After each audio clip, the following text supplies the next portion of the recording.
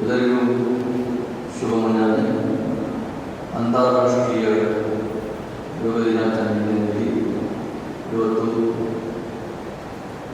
ಪತಂಜಲಿಯು ಆತ್ಮದೇವಿ ವಯಸ್ಸು ಮತ್ತು ತಾಲೂಕಾಡಳಿತ ಸಹಭಾಗಿತ್ವದಲ್ಲಿ ಇವತ್ತು ಯೋಗ ದಿನಾಚರಣೆ ಮತ್ತು ಆಚರಣೆ ಮಾಡ್ತಾ ಇದ್ದೀವಿ. ಈಗಾಗಲೇ ನಾವು ಅನೇಕ ಆಸನಗಳನ್ನು ಮಾಡಿದ್ದೇವೆ. ನಾವು ಕೂಡ ಎಷ್ಟೋ ವರ್ಷದ ನಂತರ ಯೋಗಗಳನ್ನು ಮಾಡ್ತಾ ಇದ್ದೇವೆ.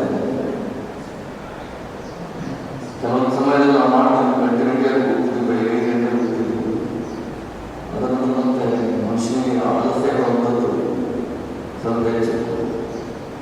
ಆಲಸ್ಯವನ್ನು ಬಿಟ್ಟು ಪ್ರತಿನಿತ್ಯ ನೀನು 5:30 ಪ್ರಾರಂಭ ಆಗುತ್ತೆ ಅಥವಾ 6 ಗಂಟೆಗೆ ನಾನು ಇಲ್ಲೇ ಬಂದು ಯೋಗವನ್ನು ಮಾಡಬೇಕಂತ ಇಲ್ಲ. ಮನೆಯಲ್ಲೂ ಕೂಡ ಬಂದು ಮನೆಯಲ್ಲೂ ಕೂಡ ನಾವು ನಮ್ಮ ಕುಟುಂಬದೊಂದಿಗೆ ಯೋಗವನ್ನು ಮಾಡಬಹುದು. ಇವತ್ತು ನಾವು ಕೆಲವೊಂದು ಯೋಗದ ಆಸನಗಳನ್ನು ಮಾಡ್ತೀವಿ. ಬಹಳ ಸರಳವಾದಂಥ ಆಸನ, ಯಾರು ಬೇಕಾದರೂ ಮಾಡಬಹುದು. ಮೊದಲನೇ ಬಾರಿ ನಮಗೆ ಕಷ್ಟ ಆಗಬಹುದು, ಕೆಲವೊಂದು ಆಸನಗಳನ್ನು ಮಾಡಲಿಕ್ಕೆ ಕಷ್ಟ ಆಗಬಹುದು.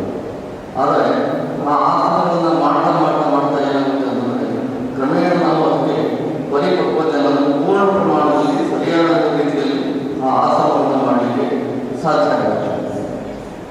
ಯೋಗವನ್ನು ಯಾಕೆ ಮಾಡಬೇಕು ಹೇಳುವಂತಂದರೆ ಮನುಷ್ಯನ ಆರೋಗ್ಯ. ನಾನು ಇವತ್ತಿನ ದಿವಸ ನಿಮ್ಗೆ ಗೊತ್ತೇ ಇದೆ, ನಮ್ಮ ಆಹಾರ ಪದ್ಧತಿ ಯಾವ ಥರದಲ್ಲಿ ಬದಲಾವಣೆ ಆಗಿದೆ, ಮನುಷ್ಯನ ಆರೋಗ್ಯದಲ್ಲಿ ಯಾವ ರೀತಿ ಬದಲಾವಣೆಗಳಾಗ್ತಾ ಇದೆ, ಪ್ರತಿದಿನ ಯಾವ ಯಾವ ಕಾಯಿಲೆಗಳನ್ನು ನಾವು ಅನುಭವಿಸ್ತಾ ಇದ್ದೇವೆ. ಈ ಎಲ್ಲರಿಗೂ ಕೂಡ ಪರಿಹಾರ ಅಂತಂದರೆ ಯೋಗ.